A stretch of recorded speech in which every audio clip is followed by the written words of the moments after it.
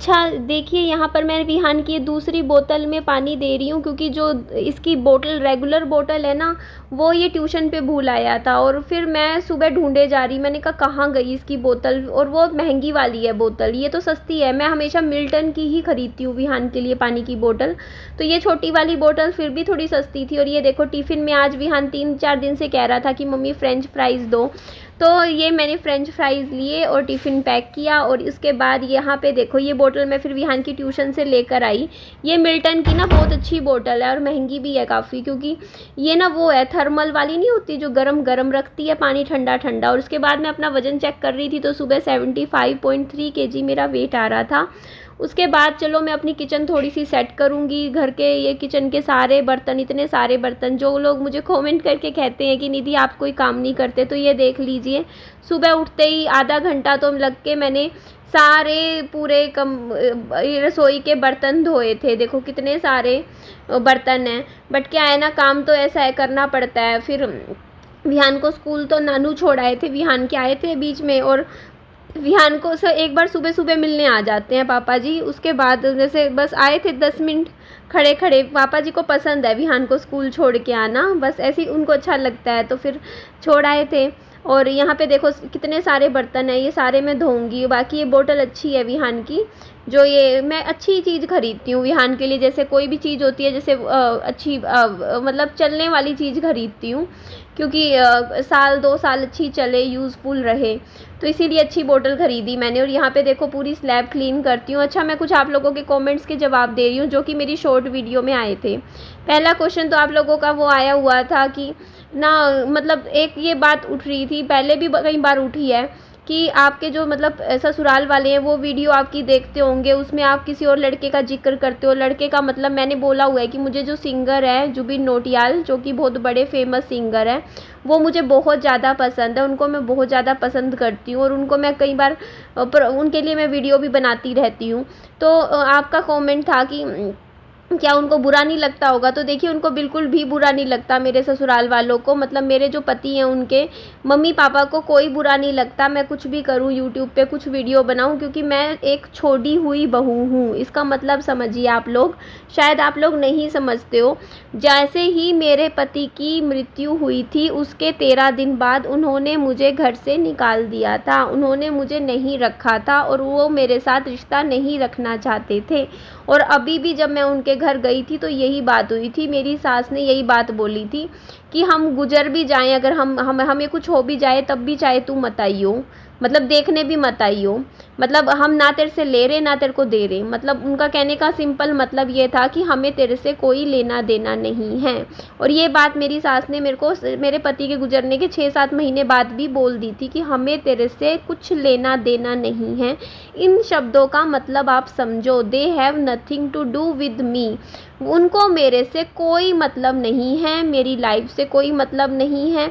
मैं चाहे जीऊँ, मैं किसी के साथ जीऊँ, मैं किसी से दूसरी शादी करूँ, मैं लाइफ में कुछ भी करूँ, उनको मेरे से ना तो कोई मतलब है, लेना देना नहीं है।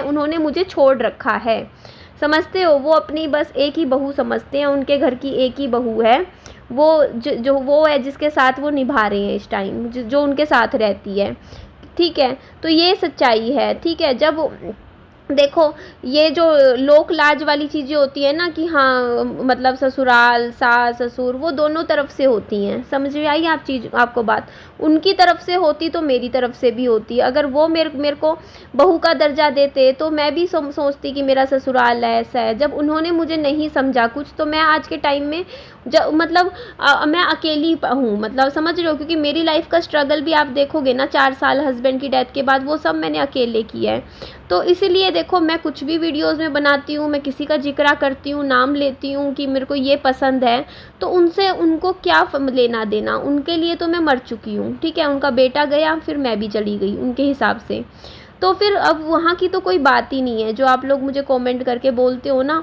इस तरीके से कि उनको बुरा लगेगा, उनको कोई बुरा नहीं लगता, उनको कुछ नहीं फ़र्क पड़ता। हाँ बस वो है कि वो विहान देखो उनके बेटे का बेटा है, तो इसके लिए थोड़ा सा चलो उनको ये हो जाता है कि चलो कभी साल में एक बार मिल लेते हैं उससे, या देख लेते हैं वीडियो में बड़े होते हुए, या जन्मदिन आता है बच्चे का तो कभी कुछ गिफ्ट दे देते हैं, बस इतना ही है, समझ रहे हो आप वो चीज़।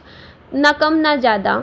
तो बस जो है आप लोगों के सामने है, तो इसमें कोई भी बुरा मानने वाली कोई बात नहीं है कि आप सोचो कि उनको कोई बुरा लगेगा, बुरा नहीं लगता, ठीक है, उनको फ़र्क भी नहीं पड़ता है। और देखो, और बुरा लगने की बातें होती तो आप खुद सोचो ना, पहले एक पास्ट में बहुत कुछ चीज़ें लाइफ में हुई हैं मेरे, तो अगर वो मतलब बहू मेरे को मानते तो मेरे पति के गुजरने के बाद मुझे रखते ना उस घर में ही, लेकिन उन्होंने नहीं रखा क्योंकि वो मेरे को बहू नहीं मानते थे, क्योंकि मेरी लव मैरिज थी, सच्चाई बता रही हूँ, लव मैरिज थी, उसको अरेंज मैरिज में बदला था हम लोगों ने, मतलब वैसे थी लव मैरिज बट करी प्रॉपर अरेंज मैरिज की तरह थी।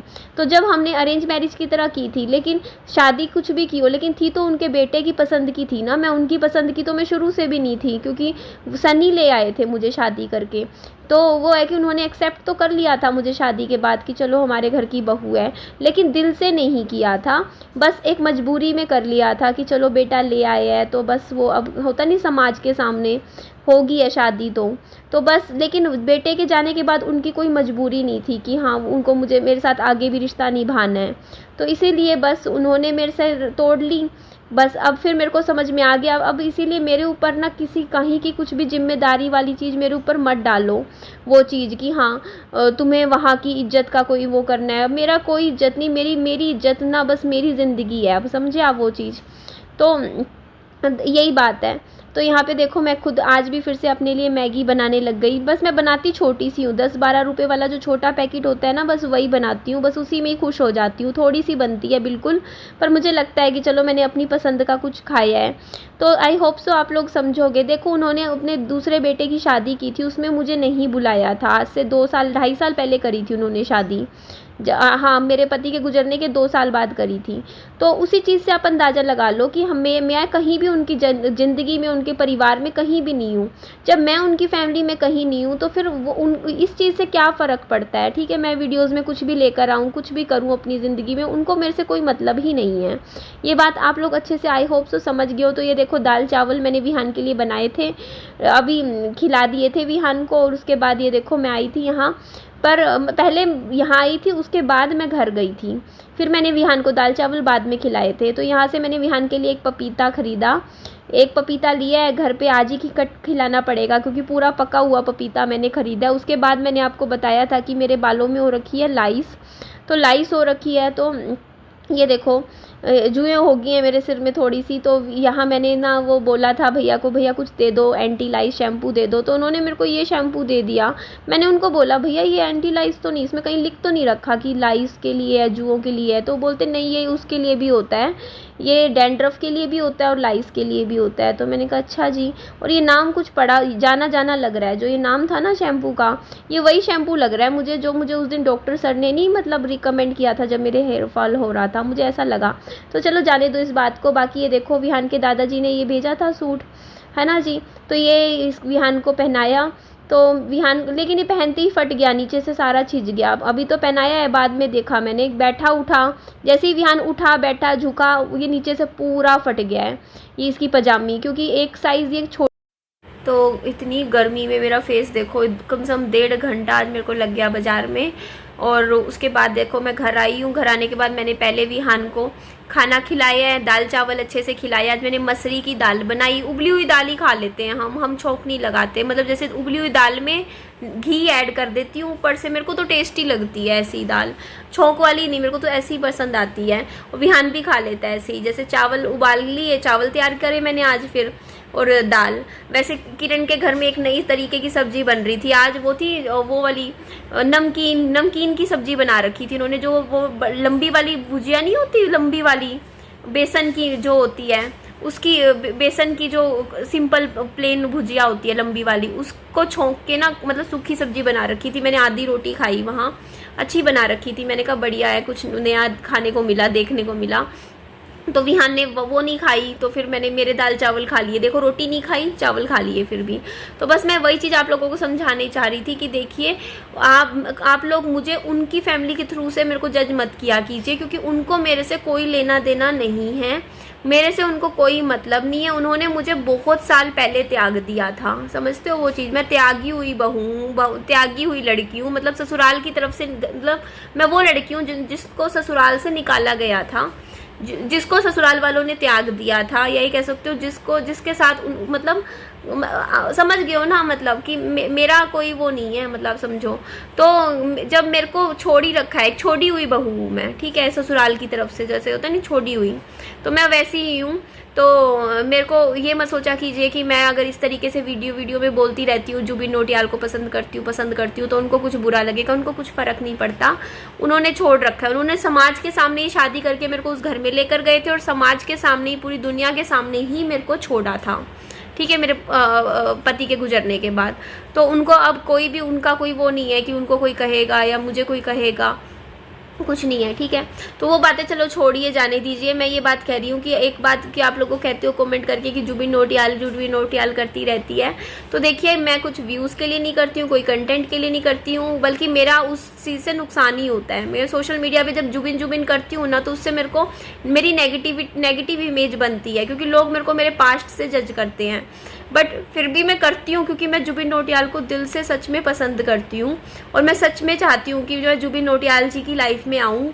और उसके लिए देखो कई लोग कह देंगे, कुछ बोलते रहेंगे, लेकिन देखो मेरा काम है कोशिश करना। मैं अपनी कोशिश नहीं छोड़ सकती हूँ लोगों के कहने से, कि लोग कहेंगे कि आप उनको मत बोला करो या कुछ है। देखो मैं अपनी तरफ से ट्राई तो पूरी करूँगी, ठीक है। देखो जब तक वही है ना कि अभी जुबिन नौटियाल जी की शादी नहीं हुई, जब हो जाएगी फिर मैं चुप हो जाऊंगी, चुप होके बैठ जाऊंगी, लेकिन जब तक वो अनमैरिड है तब तक मैं अपना चांस लेती रहूंगी, समझे, क्योंकि मुझे वो बहुत अच्छे लगते हैं। मैं ऐसा ये नहीं कहती कि उनको मुझे, मतलब ठीक है मैं कोशिश तो करती हूँ, कहती भी हूँ जो भी है, लेकिन एज अ फ्रेंड भी उनको अपनी लाइफ में लाना चाहूँगी, मतलब एज अ बॉयफ्रेंड भी, फ्रेंड भी, जो भी है। देखो इतनी बड़ी चीज़ होती है यार, पूरी दुनिया के सामने बोल रही हूँ, तो ऑब्वियसली कुछ तो होगा ना मेरी तरफ से। मैं सीरियस हूँ सच में इस चीज़ में, कोई ऐसे नहीं है, मैं सच में दिल से पसंद करती हूँ, आज से नहीं करती हूँ, बहुत टाइम से करती हूँ। तो ठीक है जी, मेरे को अच्छा लगता है, मेरे को खुशी मिलती है, कम से कम मुझे ये तो लगेगा ना, चलो ना भी आए मेरी लाइफ में वो, कम से कम ये तो नहीं लगेगा मैंने अपनी तरफ से कोशिश नहीं करी। अपनी तरफ से तो 100% करूँ ना ट्राई। बाकी वैसे भी शाहरुख खान ने कहा है, किसी भी ज़िंदगी में किसी को भी आप शिद्दत से चाहते हो तो पूरी कायनात आपको उनसे मिलाने में लग जाती है।